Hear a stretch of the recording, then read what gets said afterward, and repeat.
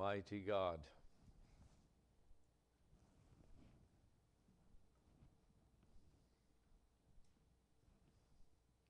They must have got stuck downstairs.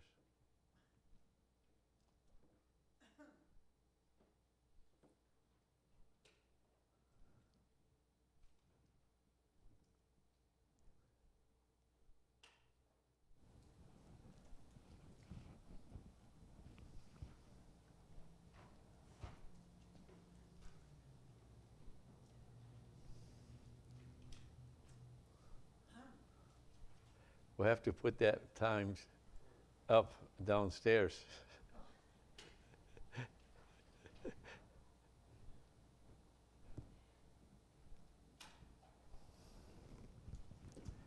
Hallelujah. I was contemplating on this for quite some time because God just wouldn't let me go with it. He just kept. You ever get hounded by the Lord? If you don't, you need to, because it's a good thing. Because His heart is that we might learn His ways, that we might become good children that are growing up to become technons, where He can give us authority. And I want to thank you for all that you do here, because without you guys and your involvement, we wouldn't be here. And so it's very important that we understand a few things. But this one is going to help mamas out, I'm praying. Turn to 1 Samuel 1.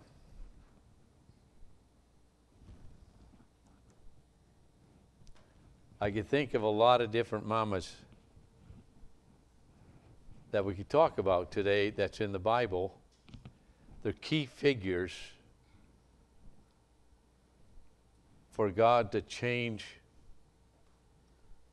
and bring back His venue in the church. It's pretty cool. And in the book of Samuel, we have a mama named Hannah that was barren. And I pray that the people that see this, the mamas that see this on the YouTube, take courage. God's got a plan. And so I'm going to just start to read this a little bit, and you're going to have to forgive me for some of these names. I'm just going to do the best I can. You could always do different. Doesn't mean that you got it right either.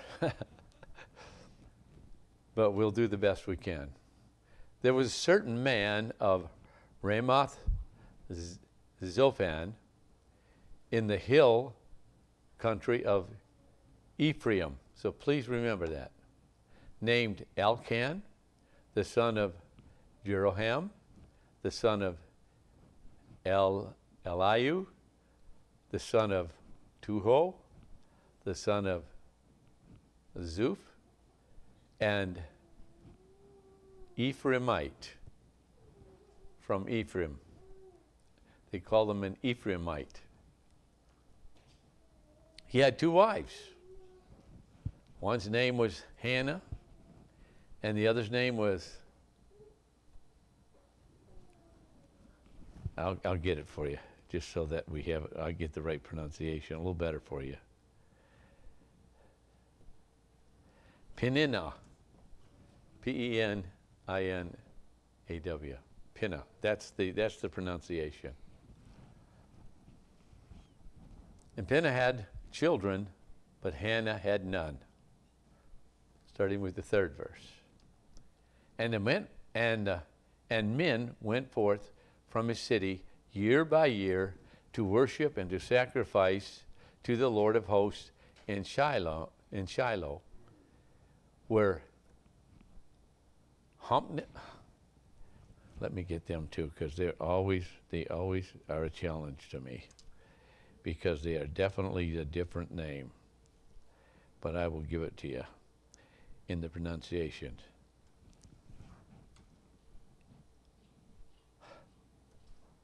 This is a good one. Humpney. It's K-H-O-F. Huffney. And the other one is Phinehas. The two sons of Eli were the Lord's priest. Now you know who Eli was? Eli was the high priest. And his two sons, guess what they were? They were a family of the high priest. This is pretty amazing that at this time, what the Lord was doing here. And so we find out that he went to to worship the Lord of hosts at Shiloh, and his two boys, Humpney and Phinehas, the two sons of Eli, were the Lord's priest.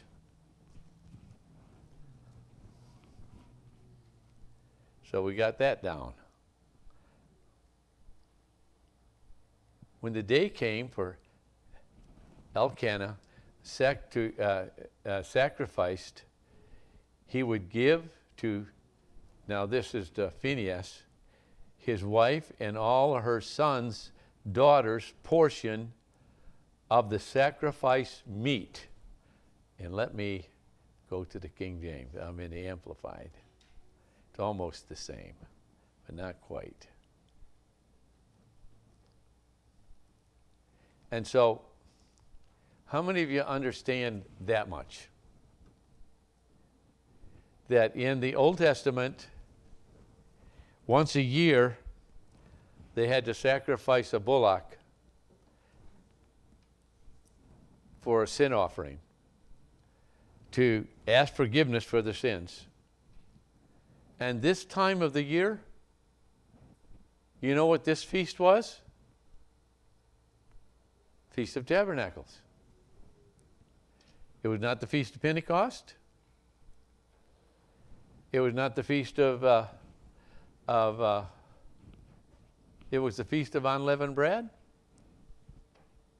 It was the time of the tabernacle, not the Passover.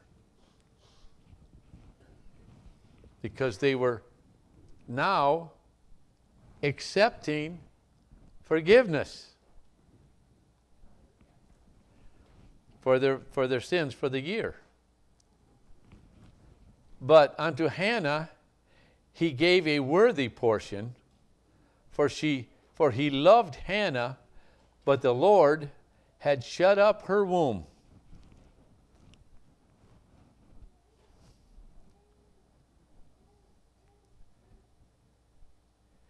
And her adversary also provoked her sore, for to make her to fret, because the Lord had shut up her womb. You know what that word fret means in what she was talking about there? It's a prime root to trouble, that is, by variancy, and agitated specifically to crush, to roar like a thunder. That's something, I think that I don't have to explain it any further. I think that it gives you a good idea the anguish that she was having, and one of the reasons why was what? Because her adversary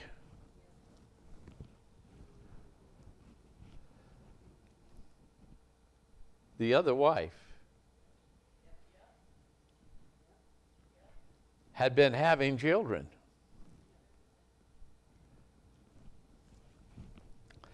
And so I just want to encourage you really, really well that it said that the Lord had shut up her womb. I think we need to understand that he's still in control, far beyond what we might even imagine. And as he did, so year by year, when she went to the house of the Lord, so she provoked her, and therefore she wept and did not eat. Then said Elkanah, her husband, to Hannah, why weepest thou? Question. And why eatest thou not? That's of the sacrifice. Another question. And why is thy heart grieved? Am not I better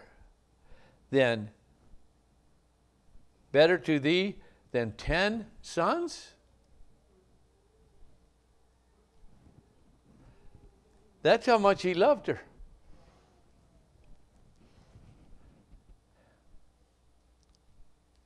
But she wouldn't. She was determined. And guess who she went to? She didn't go to somebody else that could open her womb. So let's see what happens here a little bit on her behalf. Do you know that God had to divorce Israel for a while?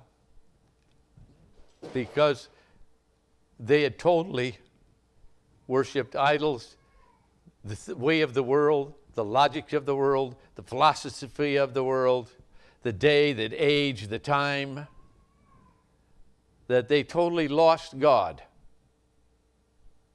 They couldn't even reach him.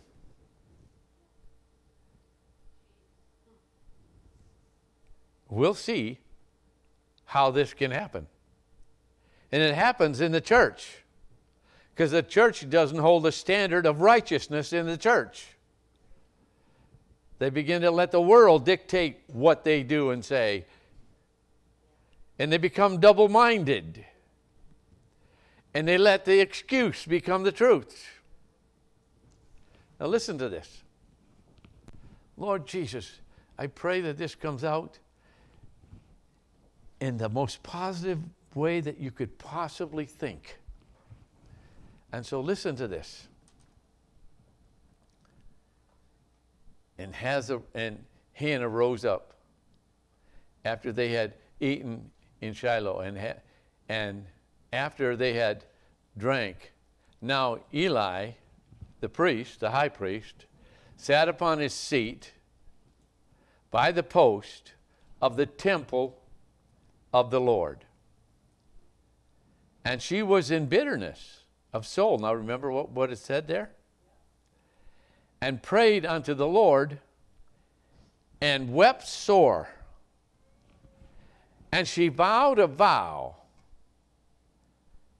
and said to the Lord of hosts, if thou wilt indeed look on the affliction of thine handmaiden, and remember me, and not forget thine handmaiden, but will give unto thy handmaiden a male son. And that's very important in his mama's day. But mama doesn't give the seed, she carries it. Hannah knew this. Hannah knew how important it was to carry the seed. Her name would never be forgotten. Ever. So listen to what it is said here. I got to find out where I'm at here. Remember me, and not forget thy handmaiden, but will give unto thy handmaiden a man-child. Then I will give him unto the Lord all the days of his life, and there shall no razor come upon his head. Now, if you're not a Bible student, you never heard of the Nazarene law. You've heard about the Nazarenes, but you never heard that they were under a strict law of the Nazarites. Who was one of them? Samson. Who was another one? Jesus. That's why he had long hair. We have all kinds of logical things that people want to make up. But these aren't make-up things. These are actually from the Lord, and they are directions of God, and they had a special call in the ministry of God. They were totally covered by God and not by anybody else. And at this time, we'll see, I'll come back to it if that's all right. We're going to see the importance of this young lady giving her son to God. Pretty cool. And it came to pass, as she continued to pray before the Lord, that Eli, that's the high priest, marked her mouth. Now Hannah, she spake in her heart, only her lips moved, but her voice was not heard. Therefore Eli thought she had been drunk.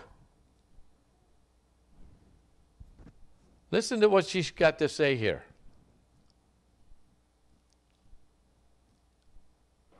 And Eli said unto her, How long wilt thou be drunken? Put away thy wine from thee.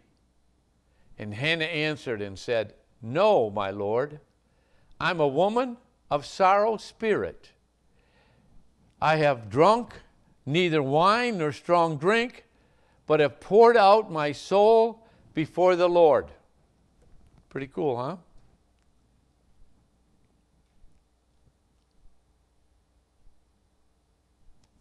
Here's the answer. Count not thine handmaiden for the daughter of Beelzebub.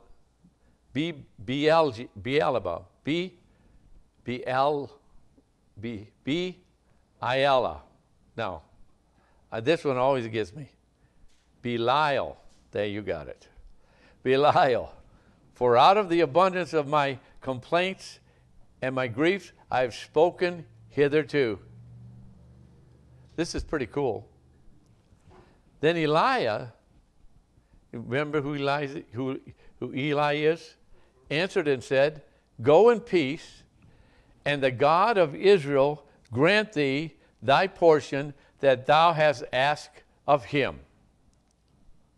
Now listen to this. And remember, this was something very, very precious to her because of her relationship with her husband.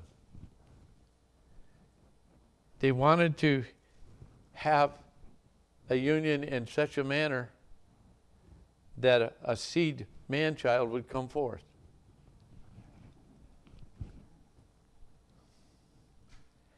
And she said, Let thine handmaiden find grace in thy sight. So the woman went her way and did eat, and her countenance was no more sad. You know why? Because Eli, what he said. And they rose up in the morning and worshiped before the Lord, and returned and came to their house in Ramoth. And Elkanah knew Hannah, his wife, and the Lord remembered her request. Because he had a plan.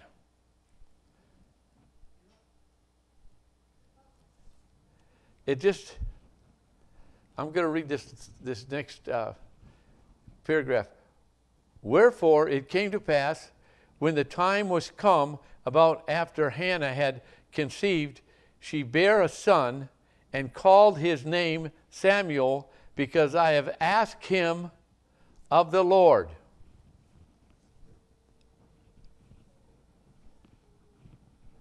See, if I went over this quite a few times. You know the story. Is that all you want, is a story? Or do you want to know what was happening here?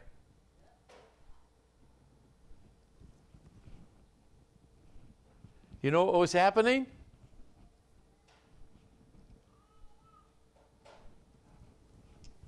He was going to be the last prophet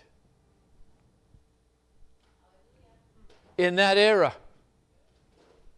He was going to bring in a new era for God's people. He was the one who anointed the first king. He was the one that could hear God's voice. The priest couldn't hear from God anymore. Do you know why? If you study history, they were worshiping more than God on that hill. They were worshiping every idol that come along.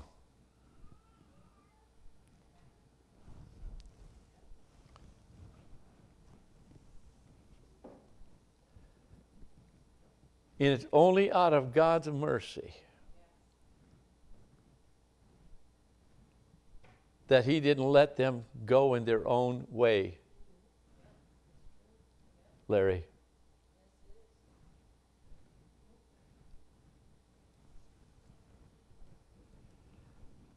He will not leave you nor forsake you. And she knew who to go to. She didn't go to anybody else. She didn't do anything else other than pray unto her God. And He knew the earnesty of her heart. He knew that when she made a vow, she would keep it. He knew that. He put that in her. Because there was no one in the priestly family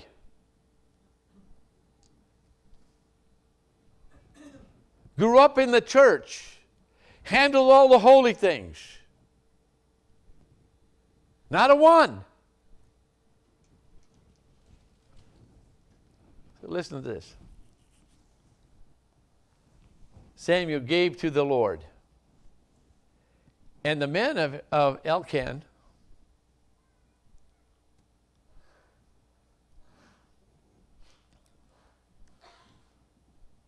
and all of his house went to offer unto the Lord yearly sacrifices and his vow. And Hannah went not up. For she said to her husband, I will not go up until the child is weaned. And then I will bring him, that he may appear before the Lord and there abide forever. That's something. That's something. And Elkan, her husband, said unto her, do what seemeth thee good. He did, and Terry. He did not say, I told you we're coming up. I'm the boss here. Because he was of the lineage of God's chosen. He was of the lineage as well. You see, Daddy don't have all the answers. Especially when it comes to the kids. You better be listening to the one that has bore them and takes care of them. They know them a whole lot better than Daddy does. A whole lot better. And so we need to listen to Mama. The church needs to be respectful of Mama, of the church. The people that are in the pews and in the congregation need to know how to have respect for the ministry and for the church as a whole. And come to it regularly. And be a part of it. And become the church. Because God isn't about buildings. You found that out. Found out what happened to the temples, don't you? He changed his abode, and now he lives in our heart. But I'm going to tell you something. At that particular time, he lived in that girl's heart, Hannah, and followed her in the womb and conceived a male son that could begin to hear his voice. Now just listen to how this goes. That's why when you read, you know the difference between reading and answering questions? You think that's study? That's a very, very small form of study. Do you know what the best form of study is? Is to do those and then think on what you're doing. Begin to determine, to know what you're talking about. That'll take some effort. That'll take some thinking. That'll take some time. But please take it because it's worth it. What God puts in, he doesn't take out. And so her husband said unto her, whatever seemeth good, tarry, until thou hast weaned him. Only the Lord establish his word. See what he did? He come right alongside of God. So the woman abode and gave her son suck until she weaned him. Now, everybody's got different ideas about that. I looked at, there's many different venues of thought there. But I'm thinking it was probably around 2 years old. We know it was a year old because he went up and it was over a year old. So it was at least 2 years, or maybe more. And when she had weaned him, she took him up with her with 3 bullocks and 1 ephah of flour and a bottle of wine, and brought him to the house of God in Shiloh, and the child was young. And they slew the bullock, and they brought the child to Eli. And she said, O my Lord, as thy soul liveth, my Lord, I am the woman who stood by thee here, praying unto the Lord.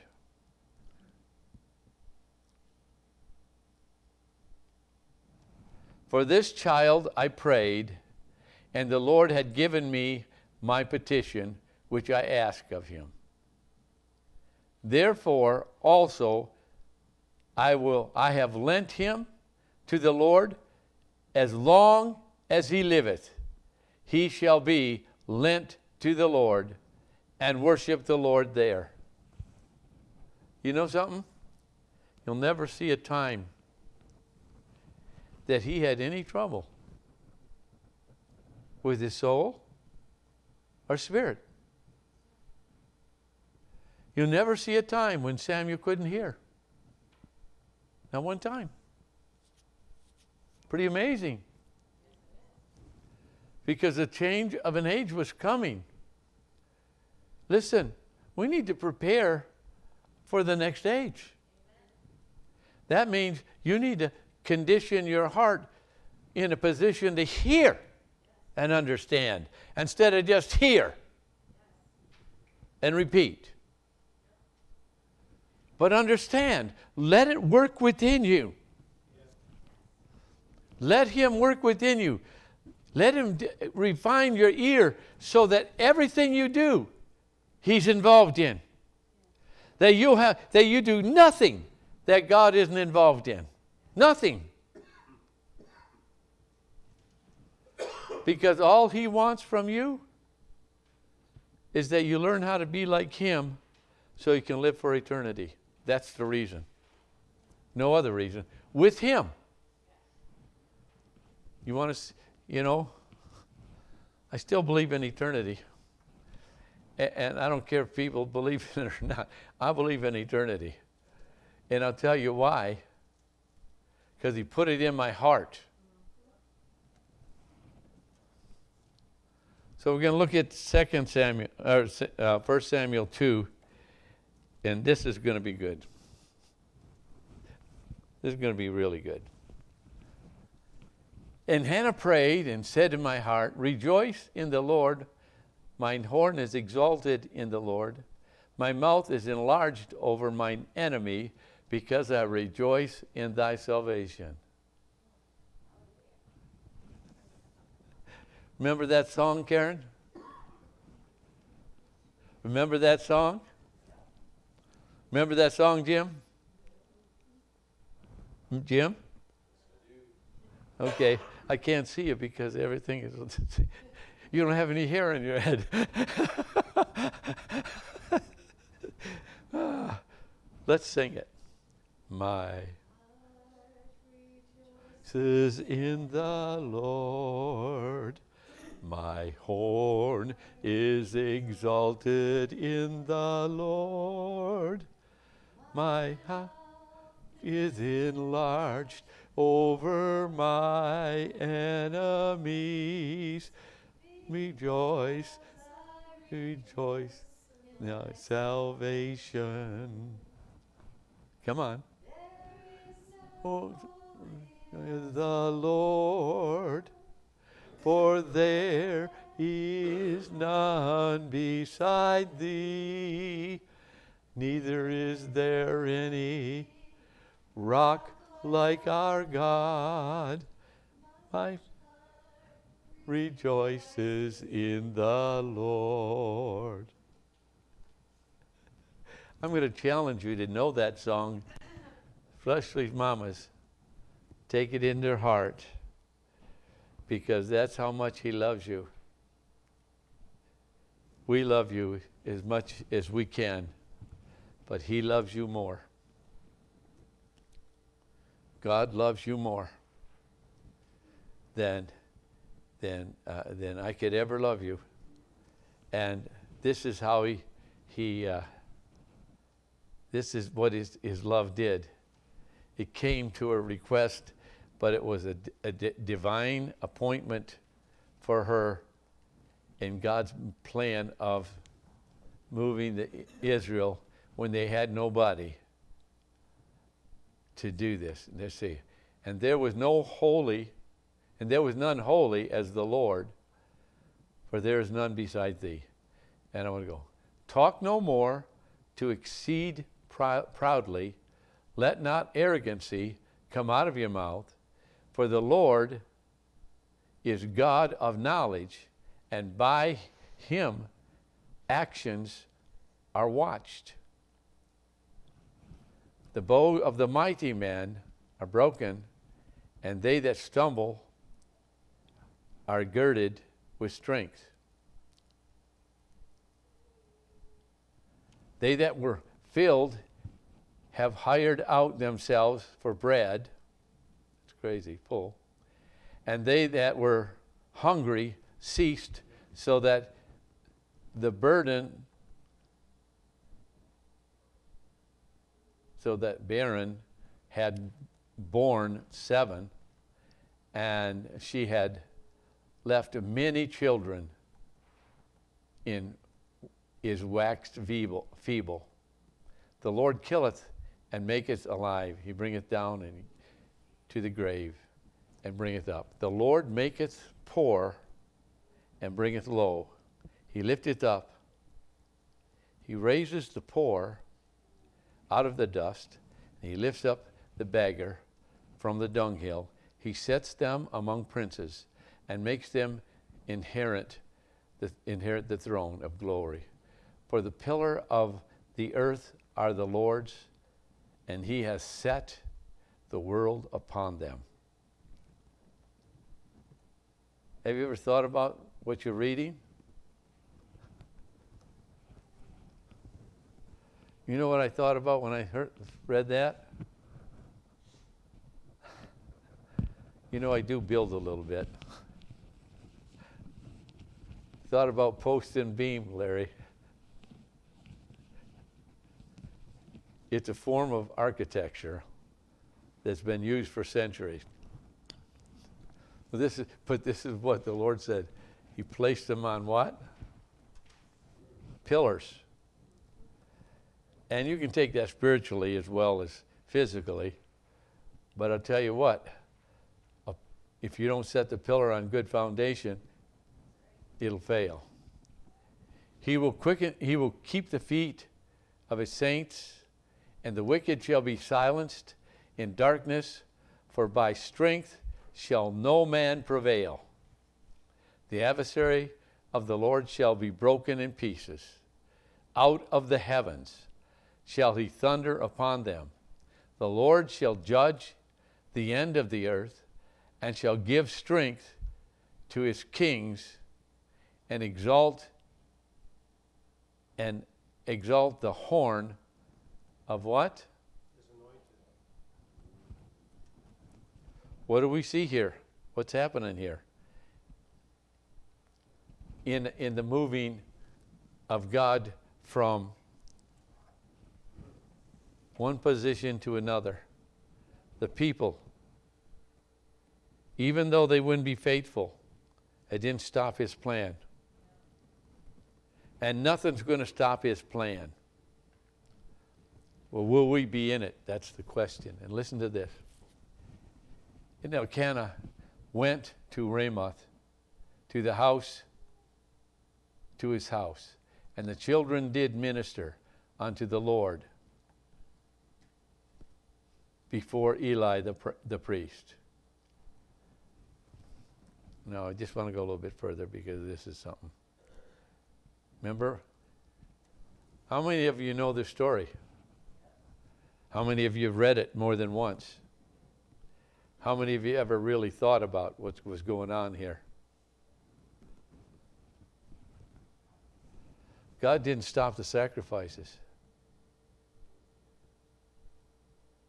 This is really something. So listen to this.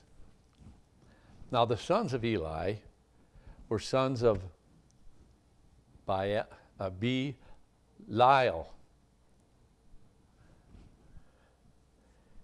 They knew not the Lord. And the priest's custom with the people was when any man offered sacrifices, the priest's servants came while the flesh was seething with a flesh hook and 3 teeth in his hand. And he struck it into the pan, or kettle, or cauldron, or pot, all that the flesh hook brought up, and the priest took for himself.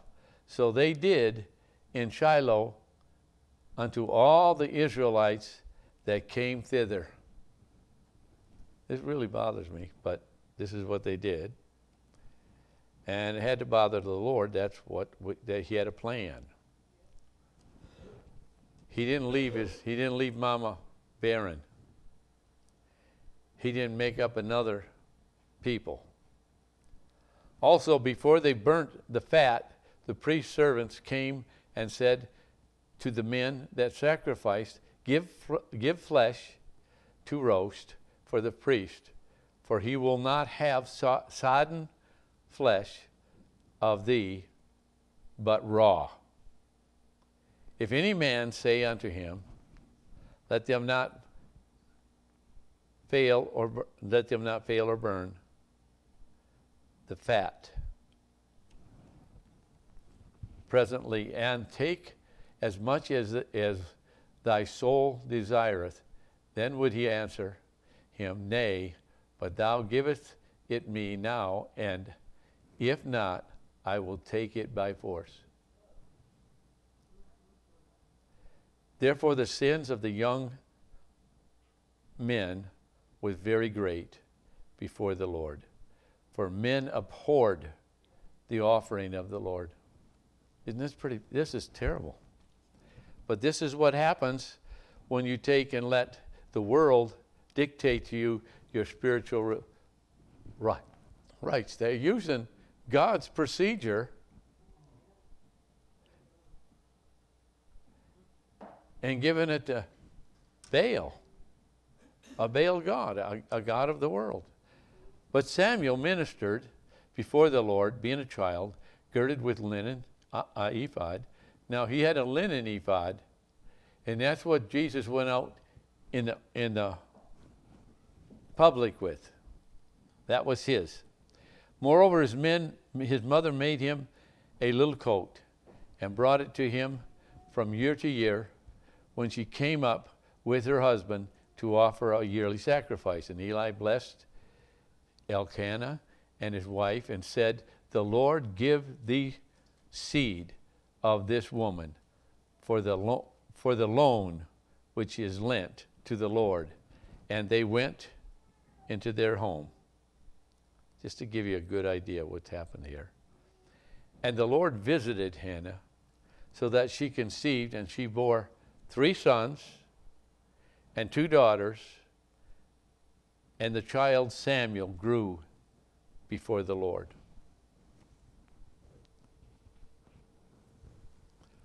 This ought to be an encouraging word to mamas, because not every mama can have kids right away. Some of them can't have kids at all. Doesn't make them any less a mama. But I will tell you this, that his desire for you is that as you cry unto him, he will hear your prayer. And you don't need anybody's explanations. You just need to realize that God is able to meet your need, no matter how impossible it seems to be, or how long it's been. Pretty cool. And so, because I probably would have been rather give you a little different mama, but God wouldn't let me go because I think it's very important.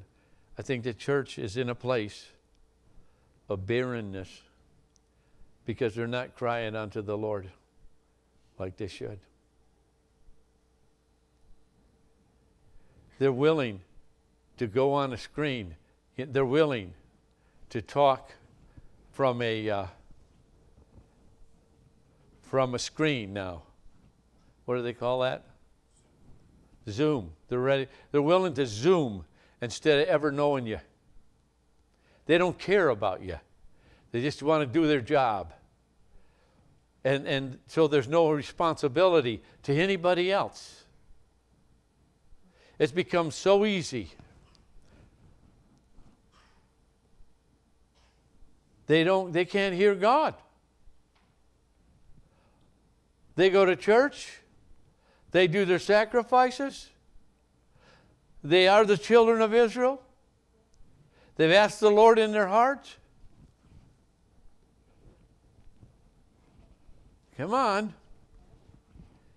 This is where we're at today. Now, I'm not against Zooming, but I'm against it when that's all you do. We need a personal relationship in our life with everything we do. Because you're a person and you need a relationship. God didn't create us to be a lone ranger. You find out all the lone rangers that get successful, most of them die in their own stupidness. They think they're the only ones. They don't need anybody. They don't need God. They don't need nobody. They don't need nothing. So I'm hoping.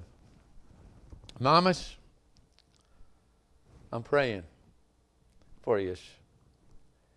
I'm praying for the church. Please be praying for the church. Ask people to come. Be a little bit responsible to help them come. And when they have questions, you start to give some answers. You start to help them along. And let's become a family. A godly family. A righteous family. Family that can hear God. Changing the age in which we live.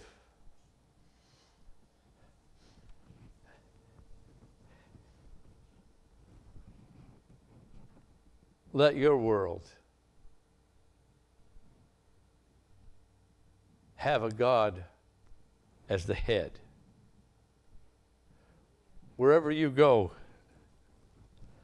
listen to Him through your subconscious and through what you know more than what you see and feel and hear with your ears. That's out here. In World War II, they called it propaganda, propagandizing. And I'll tell you, they did it for the whole world that was in there. They were on all the radios, whatever kind of communication they might have. And so, just God speaks to everyone. He speaks to everyone. We need to just know how to tune them in. And as we tune them in, you know how you're going to be sure that He's speaking to you? Obey what He says. Just do what He says, whether you understand it or not. That's going to be the key. Because you won't understand anything until you apply it. And for you, we don't all know everything about everything just because we do it. But you will know what you do. You will know how to do that. And somebody else might come along and maybe do it different or whatever. Don't be intimidated with that. Maybe they know how to do it a little better. That's what we want to do. And so encourage our mamas. And they get their job is, people cry because they have to work 8 hours or 10 hours a day. Mamas never gets a day off. They don't get a day off, Larry. They never do. And so let's encourage them. Let's strengthen our mamas and do something special. Do something special for them. Not just on Mother's Day. Just, I would take them buy Gail a rose. Remember? One rose. I was too cheap to buy a dozen. Maybe I couldn't afford it either, or I didn't think I could, and I probably could have. But let's have some appreciation for mamas, and then maybe figure out how we can help them. Maybe give them a break once in a while. And so, Lord, let's stand. I'm done. I'm not gonna go any further. Wanted you to see the condition that the church had got itself into in the most highest place of the church.